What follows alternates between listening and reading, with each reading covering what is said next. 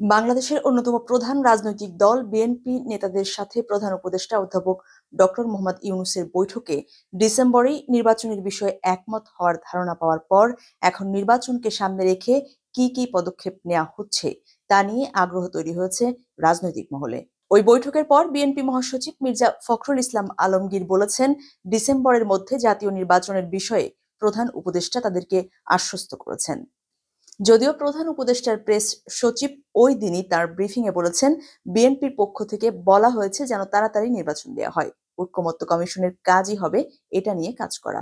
বিএনপির স্থায়ী কমিটির সদস্য সালাউদ্দিন আহমেদ বলেছেন, তাদের কাছে আলোচনার সময় মনে হয়েছে যে নির্বাচনের বিষয়ে বিএনপির দাবি সরকারের কাছে গ্রাহ্য হয়েছে এবং এর পরবর্তী পদক্ষেপগুলো কি কি হবে সেটি এখন সরকারকেই ঠিক করতে হবে। নাম প্রকাশ না করার শর্তে সরকারের একজন উপদেষ্টা বলেছেন, নির্বাচনের আগে কতটা সংস্কার করা প্রয়োজন আর নির্বাচনের পর কতটা হবে সেটি নিয়ে ঐকমত্য তৈরি করাই হবে পরবর্তী ধাপের কাজ। প্রধান উপদেষ্টার প্রেস সচিব সোমবারই জানিয়েছেন যে 15ই ফেব্রুয়ারি অধ্যাপক মোহাম্মদ ইউনূসের নেতৃত্বে জাতীয় ঐকমত্য কমিশন প্রথম বৈঠকে বসবেন রাজনৈতিক দলগুলোর সাথে। এদিকে ঢাকায় নির্বাচন কমিশনার আবুল ফজল মোহাম্মদ সানাউল্লাহ বলেছেন, ডিসেম্বরে সংসদ নির্বাচন আয়োজনের লক্ষ্যেই প্রস্তুতি নিচ্ছে নির্বাচন কমিশন। নির্বাচন কমিশন এখন ভোটার হালনাগাদের কার্যক্রম পরিচালনা করছে। নাগরিক ঐক্যের আহ্বায়ক মাহমুদুর রহমান মান্না বলেছেন, নির্বাচনের সময় ঠিক করার পর সরকারের মূল লক্ষ্য হওয়া উচিত একটি ভালো ভোটার তালিকা করে সুষ্ঠু নির্বাচন দেয়া, যাতে মানুষ নির্বিঘ্নে ভোটাধিকার প্রয়োগ করতে পারে। আর এই লক্ষ্যে যতটা সংস্কার দরকার সেটুকু করেই নির্বাচন আয়োজনে মনোনিবেশ করাই পরবর্তী ধাপের পদক্ষেপ হওয়া উচিত। বিএনপি বলেছে, ডিসেম্বরের বিষয়ে তাদেরকে আশ্বস্ত করা হয়েছে।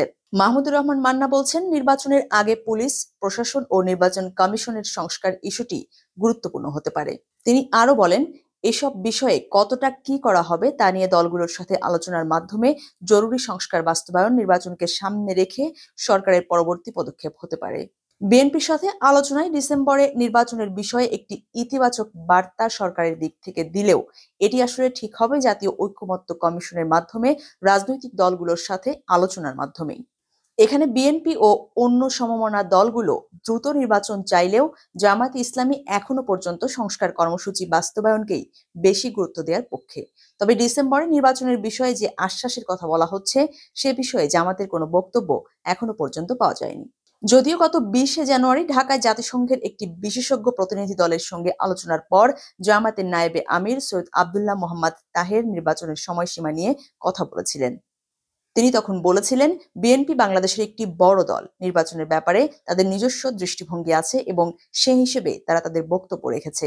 আমরা যেটা বলেছি, প্রয়োজনীয় সংস্কার করে যথাশীঘ্র সম্ভব নির্বাচন দেওয়ার জন্য।